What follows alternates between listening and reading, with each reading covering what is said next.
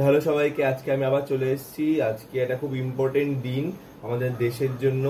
সেটা হচ্ছে আজকে সবাই জানো ভোটের রেজাল্ট। তো এখন 7:30 বাজে, আমি ভিডিওটা বানাচ্ছি। আমি 11টার মধ্যে আপলোড করে দেবো, 11টা 11:30 মধ্যে ভিডিওটা আপলোড করে দেবো। তো ছোট ভিডিও হবে, জাস্ট একটু দেখে না, জাস্ট কয়টা কথা। সেটা হচ্ছে কি মনে হয় আজকে কোন দলটি জিততে পারে বলে আপনাদের সবার মনে হয়? তো জানি না কে কোন দলকে ভোট দিয়েছো, বাট ঠিক চিহ্নে অবভিয়াসলি ভোট দিয়েছো, সেটাই মানবো আশা করি।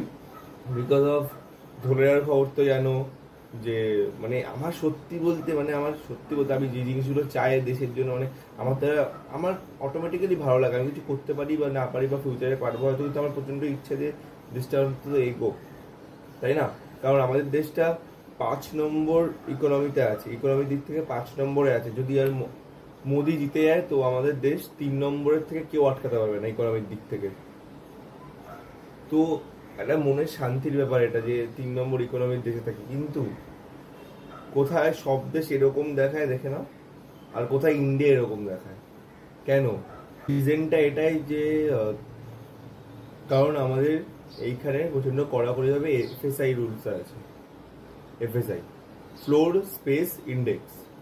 কেন রুলসটা আছে? কারণ আচ্ছা, এই ভিডিওটা আমি আলাদা করে বানাবো। তো আমি প্রথমে বলি এফএসআই, ঠিক আছে? তো এটা সব দেশেই রয়েছে, বাট ইন্ডিয়াতে খুব কড়াকড়ি কেন বা কিসের জন্য, এটা আমি পার্ট 2 হিসেবে একটা ভিডিও বানাবো, সেটাতে থাকবে পুরো, ঠিক আছে? তো এর জন্য ইন্ডিয়া আমাদের এরকম দেখায়, তাই তো? কিন্তু যদি আমাদের মোদিজি জিতে যায়, ঠিক আছে, হায়দ্রাবাদ, তারপর হচ্ছে গুজরাট, আহমেদাবাদ, ওয়েস্ট বেঙ্গলে জিততে, ওয়েস্ট বেঙ্গলের ড্রিম প্রজেক্টগুলো আমরা দেখতে পারবো। আর এই যে আমরা আমরা সব জায়গায় কি দেখি, আমাদের কি শেখানো হয়েছে যে পাহাড়ি এলাকার লোকজন গরিব হয়, সেটা আমাদের এই ক্ষেত্রে শেখানো হয়েছে, কিন্তু সেটা ঠিক না আসলে। আর্জেন্টিনা, পর্তুগাল, অনেক জায়গা রয়েছে এরকম পাহাড়ি এলাকায় স্কাই টাওয়ার রয়েছে, কিন্তু ইন্ডিয়াতে এখন পর্যন্ত স্কাই টাওয়ার হলো না। মুম্বাই রাতে কয়েকটা, মাত্র 26টা না কটা, তাও তো স্কাই টাওয়ার হিসেবে ধরা যায় না, পুরো ওয়ার্ল্ডের সাথে অনেক পিছিয়ে রয়েছে 5 নম্বর ইকোনমি হওয়ার পরেও। তো আমি তো চাই, যাতে তোমরা হয়তো সবাই চাও যে ঠিক ব্যক্তি তাকে জেতানোর নাম আমি নিচ্ছি না, বুঝতে পারছো?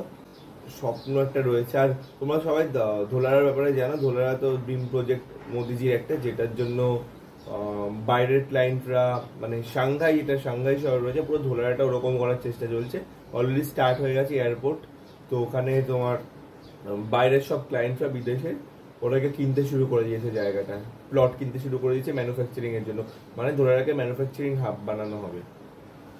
তো তারপরে এদিকে আসছে বাঁকুড়া, বীরভূম। যদি মোদিজি জেতে, তো এই বাঁকুড়া বীরভূমের দিকে হয়তো কিছু করতে পারে, বা কলকাতাকে ছেড়ে বাদ বাকি ওয়েস্ট বেঙ্গলের যেসব জায়গা, সেসব সব করতে পারে, গ্রো করতে পারে হাব হিসেবে, ম্যানুফ্যাকচারিং হাব হিসেবে। ওকে, কলকাতাকে লাস্টের দিকে করুন, বিকজ কলকাতা অলরেডি গ্রো করে গেছে অনেকটাই।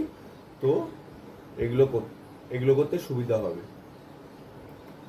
তো এটাই হচ্ছে কথা। তো তো ভিডিওটা এতটুকুই। তো জয় শ্রীরাম বলে ভিডিওটা এই পর্যন্তই। তো টাটা, সবাই কমেন্টে জয় শ্রীরাম, আর একটা যদি ভালো লাগে কমেন্ট করে দিও আর লাইক করে দিও, ঠিক আছে? আর যদি এর মধ্যেও কিছু ভুল বলে থাকি তাহলে আমাকে শিখিয়ে বলে দিও, ঠিক আছে? আর এফএসআই কেন স্কাই টাওয়ার এরকম দেখায় অন্য দেশে, আমাদের দেশে না, ঠিক আছে?